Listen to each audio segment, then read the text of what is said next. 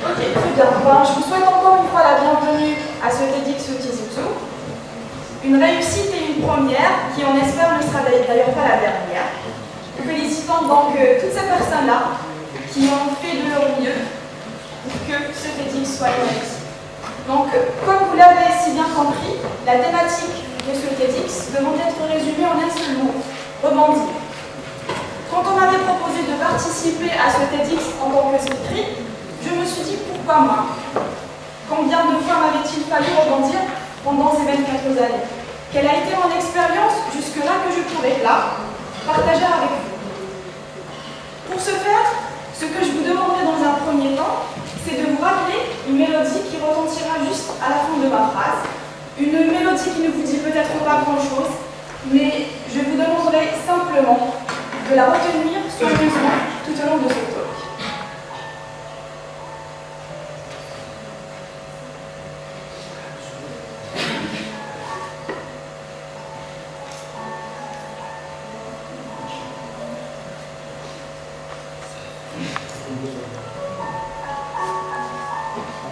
Je ne vous cache pas que cette même mélodie m'avait beaucoup inspirée dans ma réflexion.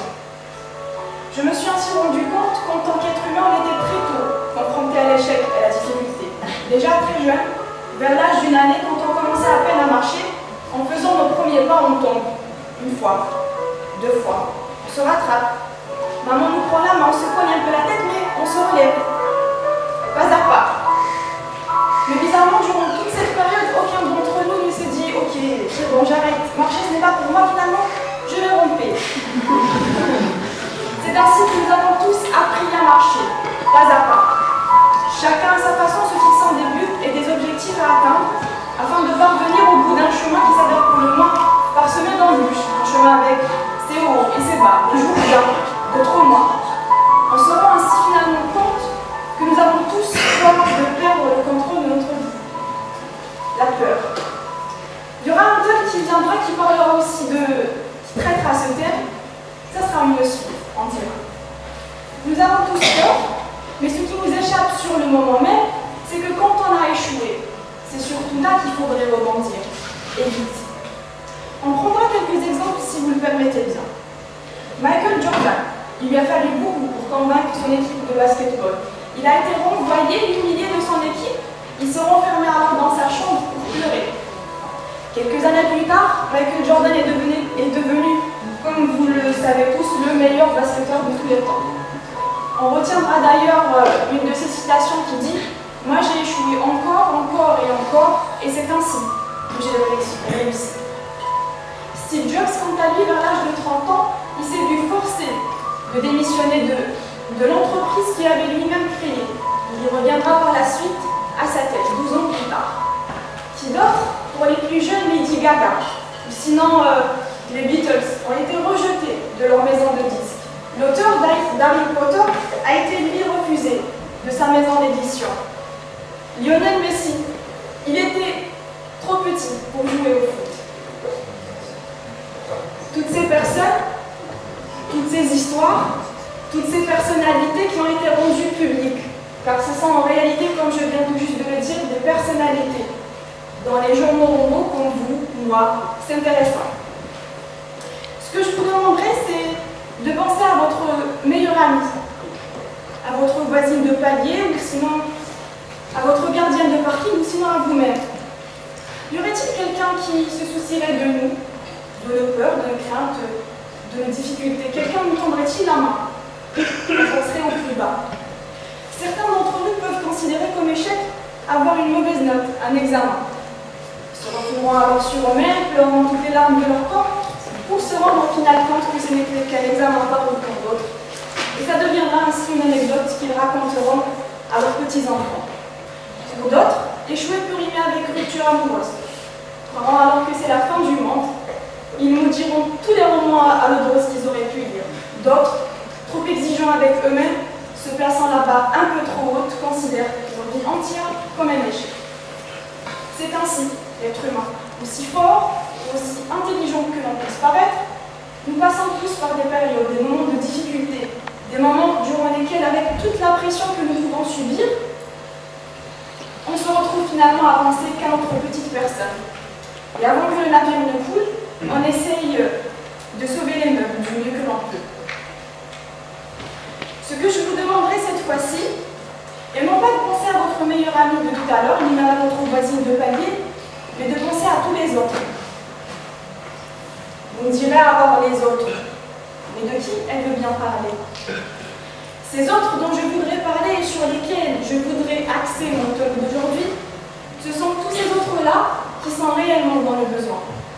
Ce sont ces gens, ces hommes et ces femmes qui, dans la vie, est très loin d'être toute rose. Ce sont ces gens qui se sont retrouvés au plus bas, mais qui croient de toute leur force, de jour en jour, envers et contre tous.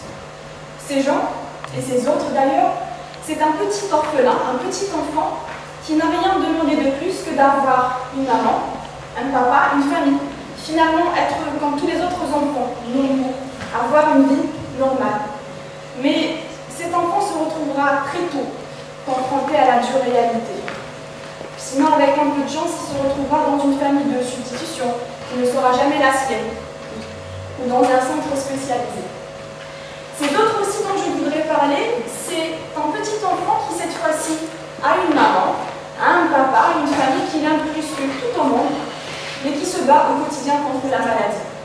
D'examen en examen, des rémissions qui lui laissent peut-être parfois le temps d'un week-end, le temps de souffler, le temps d'avoir un semblant de vie normale.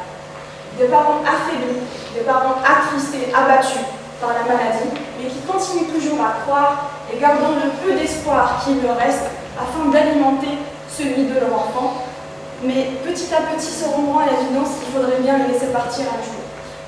Ces autres aussi dont je voudrais parler, ce sont des centaines de familles en détresse, qui se nourrissent de souffrance et de misère quotidienne. Ces autres, ce sont ces gens dont le seul abri est une impasse, ayant fait d'un coin de quartier leur propriété, sous une chaleur infernale ou un hiver rugueux après lequel ils ne verront peut-être pas le printemps d'après. Ces autres, ce sont ces gens-là qui ont vécu la guerre, la misère, la galère, la faim, la sécheresse, le terrorisme, avec comme seule compagnie une peur, une solitude qui les ronge de plus en plus.